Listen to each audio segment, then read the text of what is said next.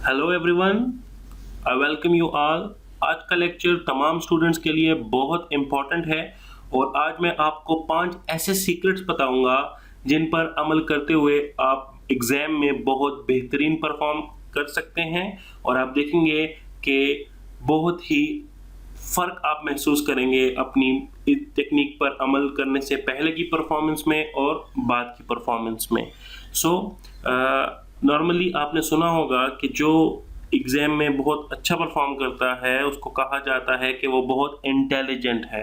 Now intelligent की definition जो हमारी सोसाइटी में है वो ये है कि हम उसको इंटेलिजेंट कहते हैं या हम समझते हैं कि इंटेलिजेंट वो है जिसको सब कुछ आता है।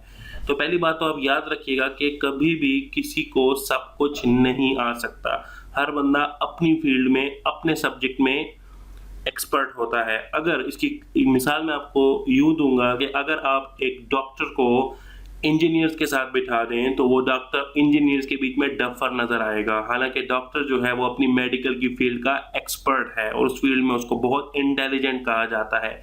बिल्कुल इसी तरह एक इंजीनियर को आप अगर डॉक्टर्स के बीच में बिठा दें तो उसकी जो प्रोडक्टिविटी है वो बिल्कुल ज़ीरो होगी, क्योंकि इंजीनियर जिसको हम बहुत इंटेलिजेंट समझते हैं वो इंटेलिजेंट अपनी फील्ड में है, वो इंटेलिजेंट या एक्सपर्ट अपनी फील्ड में है, वो मेडिकल की फील्ड में कुछ नहीं समझता, कुछ परफॉर्म नहीं कर सकता।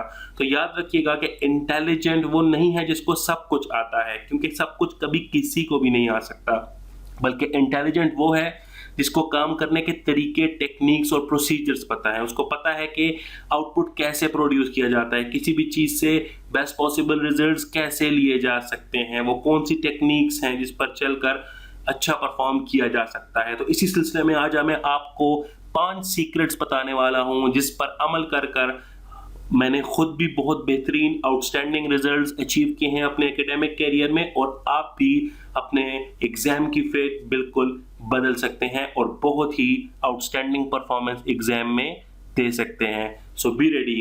The first step is okay, the first step is start with solving previous papers. जब भी आप एग्ज़ाम की प्रिपरेशन स्टार्ट करते हैं 1 या 2 महीने पहले, क्योंकि 1 महीना इसलिए कह रहा हूँ कि कम से कम जो एग्ज़ाम की प्रिपरेशन का टाइम है वो 1 महीना होता है।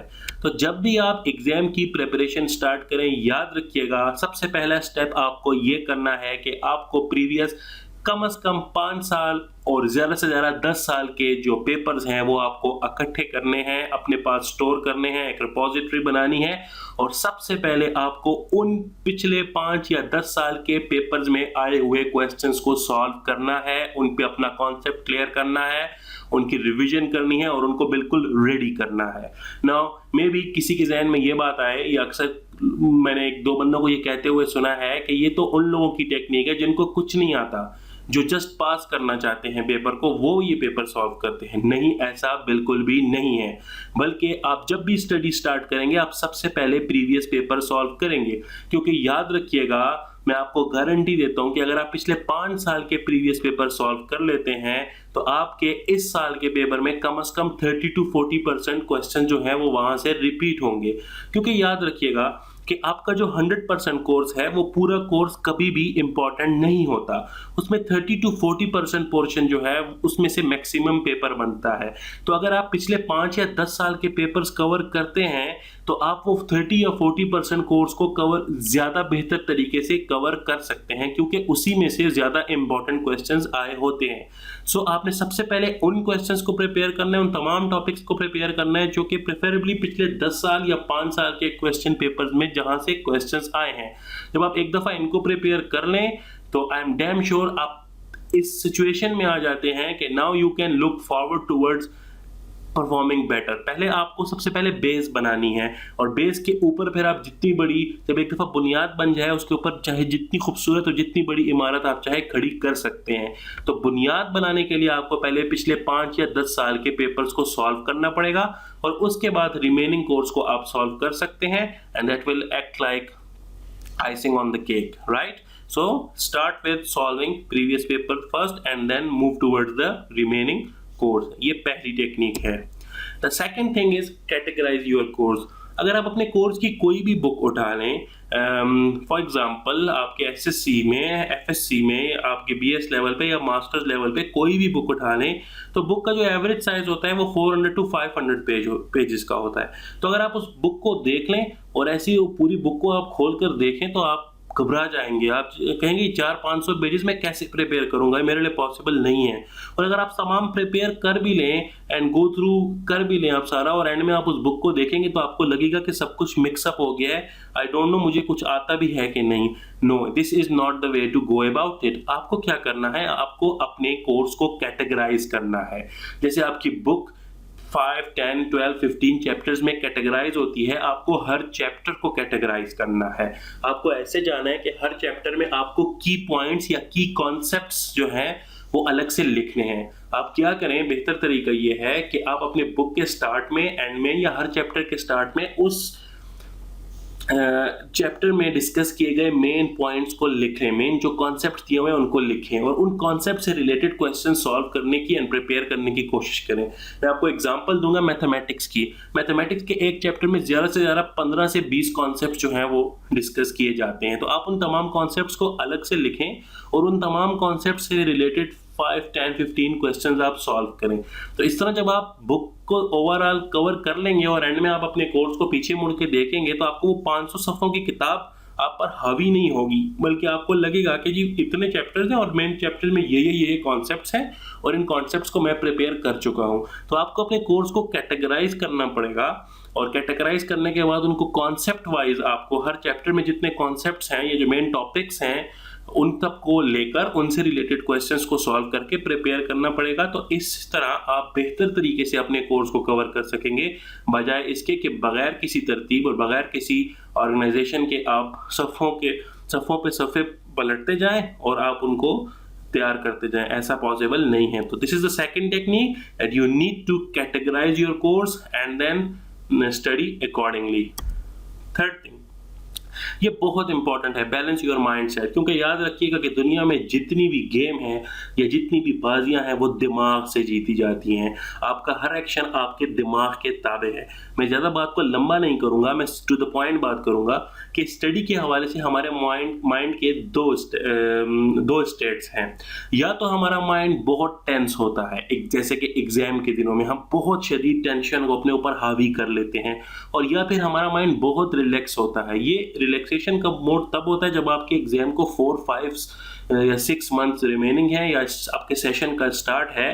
तो अब ये दोनों स्टेट जो हैं ये आपके लिए बहुत डेंजरस हैं। अगर आप बहुत ही रिलैक्स हैं ये चीज़ भी आपको नुकसान पहुंचा सकती है, और अगर आप बहुत टेंस हैं जैसा कि एग्जाम के दिनों में हम अक्सर हो जाते हैं तो ये चीज़ भी आपको बहुत नुकसान पहुंचा सकती है।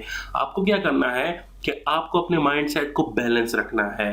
किस तरह बैलेंस रखना है कि जब आप बहुत ज़्यादा टेंस होते हैं तो याद रखिएगा कि बहुत ज़्यादा टेंशन की वजह से आपको जो कुछ आता है वो भी आपसे भूल सकता है, और उस टेंशन आप पर हावी हो सकती है जिससे आपकी परफॉर्मेंस बहुत बुरी तरह मुतासर हो सकती है। तो आपने अपने माइंड को रिलैक्स रखना है। आपने अपने माइंड को बार बार ये तसल्ली देने की कोशिश करनी है, वो जैसे हम कहते हैं ना, ऑल इज़ वेल, कि आपने ये अपने माइंड को तसल्ली देनी है कि कुछ नहीं होगा, ज़रा डरने की ज़रूरत नहीं है, ज़्यादा से ज़्यादा क्या हो जाएगा, कुछ नहीं होगा, थोड़े नंबर कम आ जाएंगे, it's okay, will cover up, बाद में इसको कवर कर लेंगे, या इससे कोई इतना बड़ा नुकसान। तो आपको बार बार अपने आप को ये रियलाइज़ करवाना है कि अगर कुछ गड़बड़ हो भी जाती है, थोड़े बहुत नंबर कम आ भी जाते हैं, तो इससे दुनिया नहीं ख़त्म हो जाएगी, हमारे पास और अपॉर्चुनिटीज़ और चांसेस मौजूद हैं। लेकिन आपने इतना भी खुद को ये नहीं रियलाइज़ करा देना कि आप बिल्कुल ईजी मोड में आ जाएं और आप सब कुछ छोड़ दें और कहें जी कोई मसला ही नहीं है, पास हो जाए या फेल हो जाए, इट डजंट मैटर। नो, आपको अपने माइंड को बैलेंस रखना है, अपने इमोशंस और अपने माइंड पे कंट्रोल रखना है। इसी तरह जब आप बहुत रिलैक्स होते हैं तो आपको, ये मैं वो सेकंड माइंड स्टेट की बात कर रहा हूँ, तो आपको खुद को रियलाइज कराना है कि इतना रिलैक्स और इजी माइंड स्टेट आपको आगे जाके बहुत नुकसान पहुंचा सकता है। एट द एंड आपके ऊपर बहुत ज्यादा बर्डन आ सकता है। तो आपने खुद को ये रियलाइज कराना है कि इतना रिलैक्स माइंड सेट मैं अफोर्ड नहीं कर सकता, मेरे पर जिम्मेदारी है, मैंने स्टडी करनी है, एग्जाम में अच्छा परफॉर्म करना है, तो उसके लिए मुझे अभी से थोड़ी बहुत एफर्ट करनी पड़ेगी और अपने आप को प्रिपेयर करना पड़ेगा ताकि मैं आगे अच्छा परफॉर्म कर सकूं। जब अपने माइंड को बार बार ये रियलाइज करवाएंगे तो वो जो बहुत ही रिलैक्स और चिल माहौल में आपका माइंड गया होता है वो आप थोड़ा बहुत उसको आप वापस खींच कर लाएंगे और अपने स्टडी की तरफ फोकस करेंगे। तो दोनों सिचुएशन में ना आपने बहुत ज़्यादा चिल होना है और रिलैक्स होना है, ना आपने खुद को इतना टेंस कर लेना है कि आपकी टेंशन ही आप पर हावी हो जाए और आप कुछ भी परफॉर्म ना कर सकें। So this is the third technique to balance your mindset. The fourth thing, ये बहुत इंपॉर्टेंट है कि राइट नोट्स ऑन बुक। देखें, पहली बात तो मैं अपने पिछले लेक्चर्स में भी बता चुका हूं कि कुछ स्टूडेंट तो क्लास में क्लास नोट लेते ही नहीं हैं, वो कुछ भी क्लास में नोट नहीं करते। अब इसमें दो तरह के स्टूडेंट्स होते हैं। एक तो वो जिनको लगता है कि जस्ट वो सुन के या देख के ही सब कुछ समझ सकते हैं, और दूसरे वो जो सीरियस ही नहीं होते। हम नॉन सीरियस स्टूडेंट्स के बारे में तो अभी बात नहीं करेंगे, लेकिन याद रखिएगा कि क्लास नोट लेना बहुत ही इम्पॉर्टेंट है। और मैं अपने कैरियर की एक एग्जांपल आपको दे सकता हूं कि मैं प्रेफर ये करता था कि जो अपने नोट्स थे, उन नोट्स को मैं, अगर बहुत बड़े नोट्स हैं तो मैं अलग से नोटबुक पर उसको नोट करता हूं, लेकिन जो इंपॉर्टेंट पॉइंट्स हैं या ये जो शॉर्ट थ्योरेटिकल आंसर्स हैं उनको मैं अपनी बुक पर ही नोट करने की कोशिश करता हूं, क्योंकि it's a psychologically proven fact कि जब आप बुक ओपन करते हैं और उसमें आपको कुछ अपनी हैंडराइटिंग से लिखा हुआ नजर आता है, सो ये आपको बहुत बेटर फील देता है। आपको लगता है कि ये कॉन्सेप्ट, ये थ्योरी, ये चैप्टर आप पढ़ चुके हैं, आपके दिमाग और नज़रों से पहले गुजर चुका है, और आपको इसमें अपना इनपुट नजर आता है कि जी इसमें ये इंपॉर्टेंट पॉइंट मेरी तरफ से ऐड हैं या मेरी तरफ से भी इसमें कुछ इनपुट है। तो जब आप बुक के ऊपर ही लिखते हैं तो आपका माइंड ज्यादा उस चीज को एक्सेप्ट करता है। तो कोशिश करें कि छोटे छोटे पॉइंट्स, मुश्किल वर्ड्स के मीनिंग या शॉर्ट क्वेश्चन के आंसर्स या इंपॉर्टेंट नोट या जो जिसको हम एक्सप्लेनेशन या तशरीह वगैरह कहते हैं, ये आप अपनी बुक के ऊपर नोट करने की कोशिश करें, ताकि बाद में जब आप बुक खोलें तो वो बिल्कुल नीट एंड क्लीन नहीं होनी चाहिए। याद रखिएगा, neat and clean and untouch book का कोई फायदा नहीं है। बुक आपके पढ़ने के लिए, आपके सीखने के लिए है। बुक तब ही अच्छी लगती है जब उस पर कुछ नोट किया गया हो, उसके पेजेस ऐसे ना लग रहे हो कि कभी उसको टच ही नहीं किया गया, बल्कि उनके पेजेस ऐसे हों कि उस पर लगे कि इसको यूज किया गया है, ठीक है, इसको रीड किया गया है। तो आप बुक पर नोट कीजिए। नोट्स, पहली बात तो आप नोट करने की आदत डालिए और फिर इंपॉर्टेंट पॉइंट को बुक पे नोट कीजिए। आप देखें आपके माइंड में जो उस चीज की, उस चैप्टर की एक्सेप्टेंस है वो बहुत बढ़ जाएगी in do try this. And the last thing कि ओके, एग्जाम में आपने प्रिपेयर कर लिया, आपने इंपॉर्टेंट क्वेश्चंस प्रिपेयर कर लिए, आपने कोर्स कवर कर लिया, एवरीथिंग, लेकिन व्हाट मैटर्स इज कि आप एग्जाम डे पे या पेपर डे पे कैसे परफॉर्म करते हैं। तो आपको पेपर अटेम्प्ट करने के लिए जो मेथोडोलॉजी बताई गई है, जो मैं अपने प्रीवियस लेक्चर में एक्सप्लेन भी कर चुका हूं और जिसका लिंक नीचे डिस्क्रिप्शन में मैंने दे दिया है, आप दोबारा देख सकते हैं। तो आपको पेपर उस मेथोडोलॉजी के मुताबिक जो है वो सॉल्व करना पड़ेगा। You can not just randomly start. ऐसे नहीं कि बस क्वेश्चन देखा और आप स्टार्ट हो गए और फर लिखा, ना टाइम मैनेजमेंट की, ना पेपर मैनेजमेंट की, ना पेपर की नीटनेस का ख्याल रखा, ना डायग्राम्स का ख्याल रखा, ना लेबलिंग का ख्याल रखा, और बस पेपर भर दिया और आप एक्सपेक्ट कर रहे हैं कि you will get 70 to 80% marks. ऐसा बिल्कुल नहीं है। लिंक नीचे दे दिया गया है, आप उस लिंक पे क्लिक करके वो वीडियो लेक्चर मेरा देखें जिसमें मैंने पूरा पेपर अटेम्प्ट करने को एक्सप्लेन किया है कि कैसे अटेम्प्ट किया जाएगा पेपर बेस्ट मार्क्स स्कोर करने के लिए, right. So these are the 5 techniques. आप इन 5 टेक्निक को इम्प्लीमेंट करें अपनी स्टडी में and you will see a dramatic change. अगर आपके माइंड में कोई भी क्वेश्चन है इस लेक्चर से related, do right me down, या अगर आप चाहते हैं कि और इससे रिलेटेड किसी भी चीज़ पे मैं आपको लेक्चर दूं या आपको गाइड करूं, तो आप कमेंट्स में लिखें। मैं तमाम कमेंट्स पढ़ता हूं, मैं ज़रूर उस चीज़ पर लेक्चर बनाने की कोशिश करूंगा। Thank you very much for watching. अगर आपको ये वीडियो पसंद आई तो आप नीचे लाइक करें और हमारा चैनल सब्सक्राइब करें फॉर मोर सच वीडियोज़। और अगर आपको लगता है कि आपका कोई भी फ्रेंड इस वीडियो से फ़ायदेमंद हो सकता है, फ़ायदा उठा सकता है, तो इस वीडियो को शेयर भी करें अपने तमाम फ्रेंड्स के साथ। Well, thank you very much. See you next time. Take care.